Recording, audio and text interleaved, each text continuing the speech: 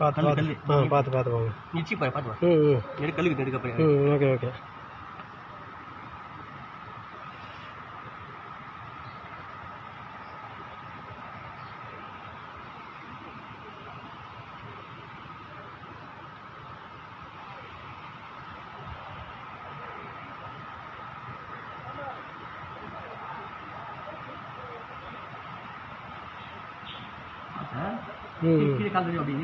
சரி சரி. தண்ணி தந்தா தண்ணி உள்ளே போயிடும் போல இருக்கா? போச்சு போயிடுதா?